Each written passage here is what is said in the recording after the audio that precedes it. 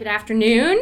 We are Sell It Sista. I'm Molly Amick, here today with Carri Owens. And Bengtson. And happy International Women's Day. Happy International Women's Day to you, strong women. Yes, definitely. Today we are going to talk about true grit in real estate, and I think it's super fitting because it's Women's Day, and I think that women are the backbone of society, and of course, front bone, the leg bone, then the ankle bone.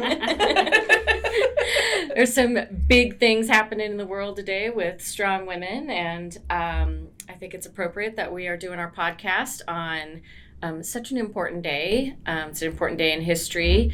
We're looking at some strong Ukrainian women crossing the borders today, fighting a really big war, and I think that's important to recognize that. And in light of that and the tough times they are going through, we support them. And we're going to do kind of a lighthearted episode today. But we do support them. And totally. Love the women at this table. Definitely. And showing some true grit, especially in this market. That is a true statement. But we were talking the other day, Carri and I mostly, just talking about how hard real estate is, and not just about like the multiple offer situation and some bad players out there, but just kind of reminiscing about some of our like crazy stories in real estate. Well, and it's also crazy about real estate is we seem to wear multiple hats. We're the real estate agent. Sometimes we get in to be the financing expert. We got to explain that. Then we're the therapist. We are marriage counselor, whatever it is. Yes. So it's just amazing, how you have to morph into like so many different aspects. But also the great thing is with that too is you really get to know the people that you work with, and which just makes that relationship even deeper. Right. And some people don't have any stories. I mean, they have some stories, but some people could write memoirs, like our friend Julie David. Yes. But Carri's been in the business a really long time. I know she could write memoirs. Oh, yes. But if I had a nickel for every time somebody told me they wanted to get into the business because they see dollar signs, I love to tell them some of my stories. I know Carri has some great stories. But I want to recognize that we're here today with our amazing videographer, Zach Bailey. Ooh, Zach, because we don't know what we're doing. We're just here and we're pretty.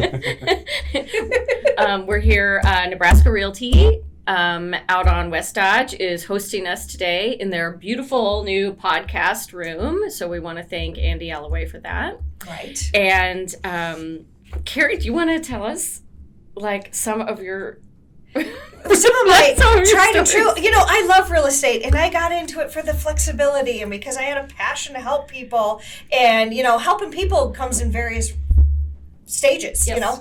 I've helped people pack, I've helped people move, I help people watch their kids. It's just there's all the things you do, and kind of the media kind of makes fun of us. I feel like there's Phil Dunphy and from What a Family, and then there's Jules Cobb from Cougar Town, and so everybody's lighthearted, they're fun, they open doors and have a good time. But, sometimes there's a lot more into that. There is always a lot more into that. And I've experienced a squatter one time, and it was just the seller was out of town, and it was in the eastern part of Omaha, and I went to the house, everything looks good, I took the pictures, I went back the next day, and ironically my youngest daughter was home from college and her boyfriend, and they're like, oh, and I'm like, we're just going to hang a sign in a lockbox and then we'll go get lunch.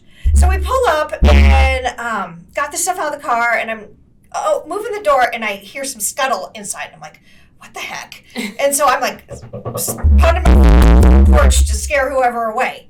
Oh, and sorry if that was loud. This is our first time. And so I get the door open, and I can totally know somebody went out the back door as we come in. And then there's clothes and sleeping bags and baby furniture. That all happened within one day? One day. And so, of course, I got to call the police. It's crazy. And I was just like, oh, my God. And then I had a good story in my early career. I was showing a duplex to an investor, and one side was empty and no problem went through, and then the next side he said the tenants will be home, and I'm like, okay. And they didn't speak very good English. Of course, a small child spoke the English and let us come through. And we're walking, we went up the stairs, and it's an older one, kind of by 33rd and Dodge by Mutual of Omaha. Okay. And we're there, and it's, it's all brick. And we go in the basement, and I had on high heels that day, and my buyer's in front of me, and I was holding on to his shoulder because the steep's really steep. And he goes, I think I just saw a rat. And I'm like, what? And he's like, yeah. And he goes, there's another rat. And I'm like, okay. And so I'm like, again, my go-to is pound on the stairs. And so everybody's scurrying. And we go downstairs, and he's like, it's a rabbit. So I go back upstairs, and I said, do you know there's rabbits in the basement? And the little girl goes, oh, yeah, we can't get rid of them. They keep coming in. We go down there. There's hundreds of rabbit in all different stages of growth. Oh, my goodness. Apparently they multiply every 20-some days. I mean...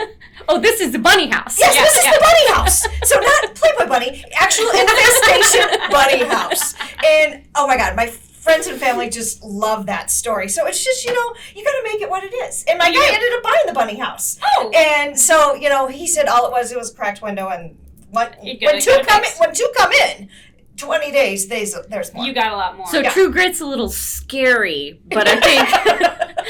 Yeah. But, bunnies, they're pretty lovable. Like, sometimes True Grit is like getting your hands dirty. Yeah.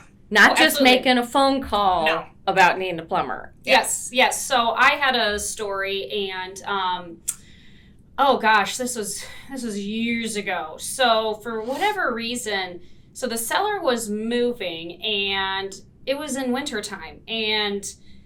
They thought it was a good idea just to turn the heating off. Of course. Didn't really. We were under contract. Everything was going well. And, I mean, again, Nebraska's cold. Right. And so then the buyers went to go do the final walkthrough, flipped on the heat. And then for some reason, like later on that night after the final walkthrough was complete, they had the key. I went to go just remove the sign of the lockbox. Right. And then I just remember walking up to the front door, and it just sounded like it was raining in there. And I was like, I don't know what is going on. Right. So, and now you don't have a key anymore. Now I don't have a key anymore. And so we must have got a hold of the other buyer's agent. This was when I was working with a gal and her husband, and I called them up, and I'm like, hey, guys, like, there's a problem here. Mm-hmm. And so then... it was something, and here's the other thing I learned. It's like, our lockbox is timeout. So it was like after 10 o'clock or something like that, you can't even access it. So I don't know if the key was left in there or not. So there's a little food for there. There you go. Take that away. Because it says, what hours are you open? Yes, exactly. Yeah. And so we had to track down the key, and then we got inside, and then it almost kind of became like a safety issue with like the electrical and stuff like that because the entire house was flooded. There was so much water in the basement. Long story short, that house didn't end up selling or closing, so I think they had to end up going into they might have ended up short selling it with, because that was probably back in 2008. Okay. And so completely different market, and it was just, so that was just kind of crazy where all of a sudden that massive repair, it just killed the deal. Came out of the blue, yeah. And no one's waiting for that repair to get finished because you're talking months. Yes, absolutely. So, God. And then, and the sellers had no ability to carry it. And so that was just, I don't know, that was just kind of a really crazy, bizarro, Yeah, and then so then it's like, well, what did I learn from that? Even though you think it's very obvious, you tell sellers, do not turn off the heat. Correct. So, with all of these things, there's always learning moments, and there's always ways to kind of problem solve to be like, all right, how can I fix that? Exactly. And what can I do differently? Yeah, exactly. How do I keep this ball rolling? And the squatter house was, the police came, I had to give a statement. Yep. We, of course, thank goodness I had my daughter and her boyfriend because we did clean the house out. I had to buy cocktails at lunch. And but it went on the market next day and sold that week. So it was but they never came back. But I literally went there every evening and turned off different lights and just made it look like somebody was there. So lesson learned. Well, and how many times have you had to literally roll up your sleeves because somebody wasn't packed and ready on closing day. Well, here's another story. So I was, probably 9 months pregnant with my first, and there was this house. It was about ready to close. And here's the other thing too. It's like, so we had sellers. When they moved in, the previous sellers left some stuff in the basement. And so then when these guys were moving, they did the final walkthrough, and the buyer's agent told me, hey, there's still a lot of stuff in the basement.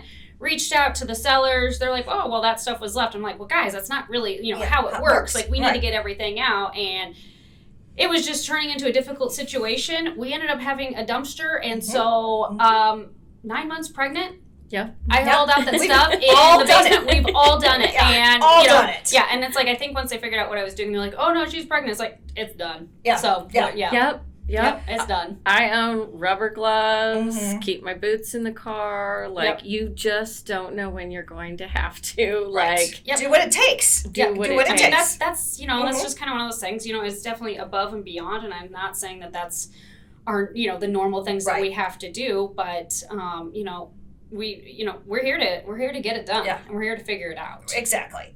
Well, and I think, people don't think of, real estate as being like a real hands-on, messy career. I mean, you pick up the phone, you show up at closings, you write contracts, very white collar. But truly, I mean, I'm out landscaping, planting flowers, cleaning sinks. I mean, even on photographer day, I mean, I am making beds, I am tucking corners, I am breaking a sweat even to meet the photographer on a lot of those days. Yeah, so to kind of transition out of just like the physical labor that we do, this isn't my story. I will give credit where credit is due. Bill Swanson, I feel comfortable telling this story because he put it in his president article last year when he was OABR president. One of the funniest things that I remember from this specific article was that this gentleman brought his girlfriend to close on this house, or this property, I should say. And so then anyways, title always asks you for your driver's license. Right. And so girlfriend, so husband introduced girlfriend as wife. Oh. And, so girlfriend was like, oh, I don't have my driver's license. And they're like, well, I guess we need to go home and get her driver's license. Right. So then it was like, okay, when you going to come back, do whatever. So anyways, finally came out that was girlfriend at closing, not wife. But wife knew about it, and wife didn't have time to go. So wife and husband eventually went back to closing to do everything. But I'm like, oh, okay. But it's just, I think the his article was like, don't bring your girlfriend to closing. I mean, and so it's a matter of like you don't think about it. How do you navigate through that situation? What do you do? What do you say? How do you try to stay professional? And you're just like, oh my goodness, what is this? Like, this just got weird, and you have no idea. There's stories that come at you left and right with stuff like that. Yeah, true grit doesn't necessarily mean the physicalness. Right. It might be the problem solving. So, my best horror story of real estate is basketball game, Friday night. I get the restricted phone call. Can't hear you. What? So the whole week that I had listed this property, my people lived out of state.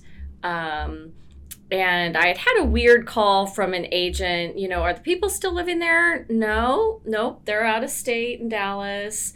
Then I got another one. Oh, you have a broken window. I'm like, oh, well, I'll come down and check it out this weekend. Just, some random things. Then Friday night at that basketball game, I'm trying to hear, and it's OPD calling, and they're saying, there's been a shooting at the house. You're on the sign. And I'm thinking, okay, a shoot, what? And they're like, so we found somebody running from the house. And I'm like, well, there's nobody living there. Like, this is pretty early in my career. Like, I'm not, squatter? What? Yeah. Like, I don't even know what a squatter is, right?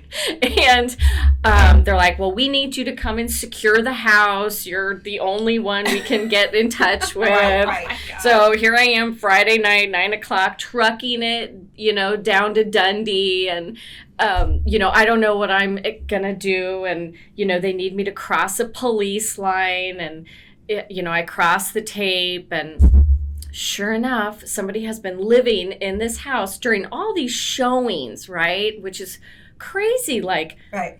And there's all these musings written on the walls in there. And somebody has been digging up the basement concrete floor, trying to get copper out of the gas line, and baking these rocks in the oven and the microwave and washing them in the dishwasher. I mean, like, I'm kind of like, why didn't somebody call me a little sooner than a shooting at the house? And then I'm like paying the neighbors to watch the house. And I mean, it's crazy.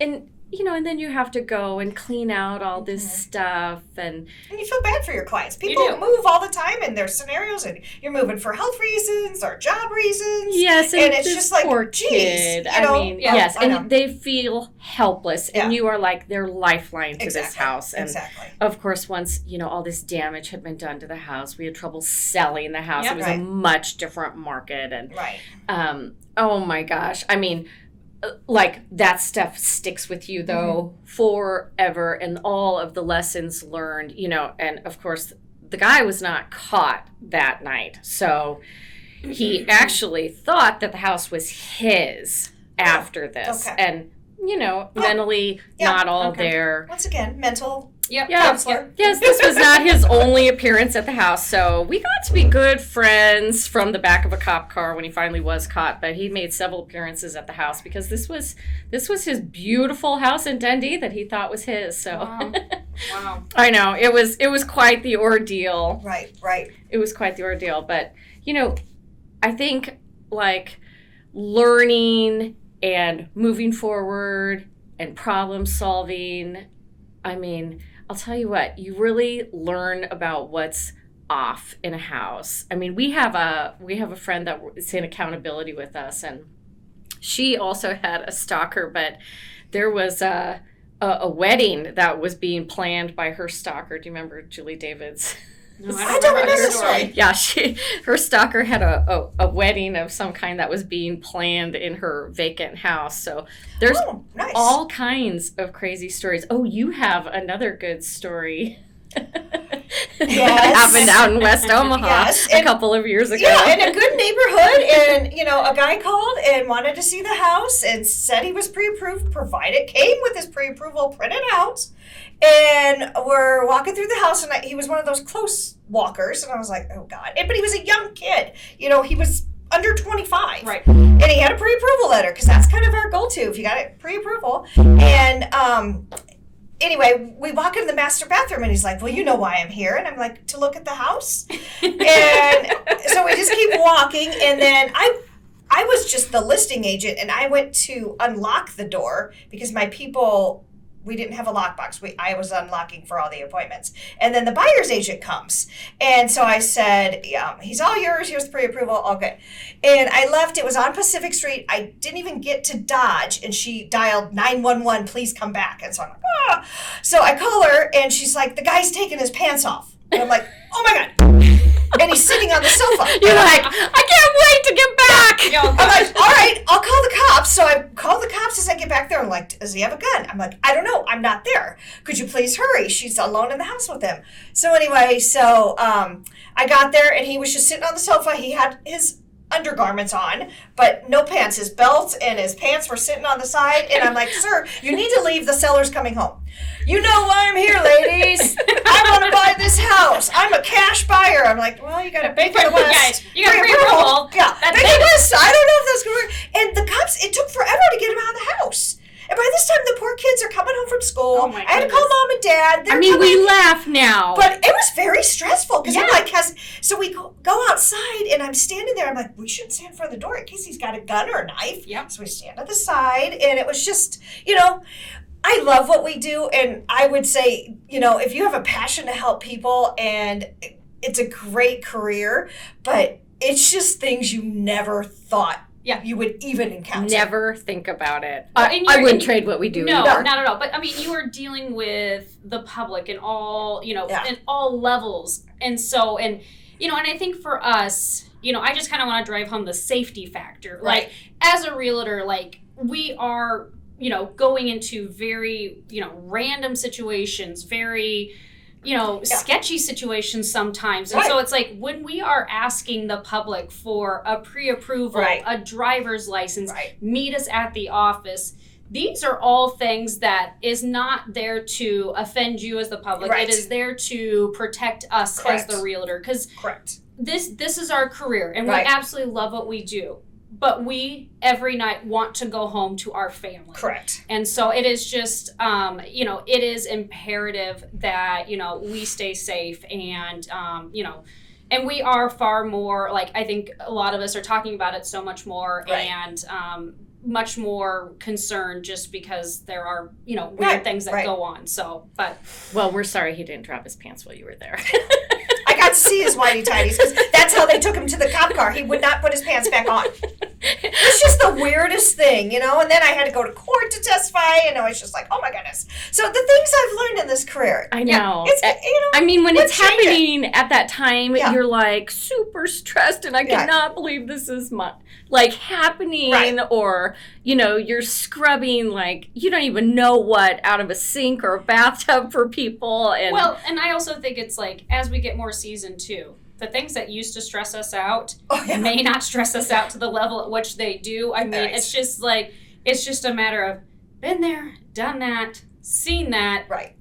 This is how we handle it. But I love it that we can sit around the table now and laugh, because I was not laughing the night that I'm, finding paraphernalia in closets and crossing police lines and it's crazy.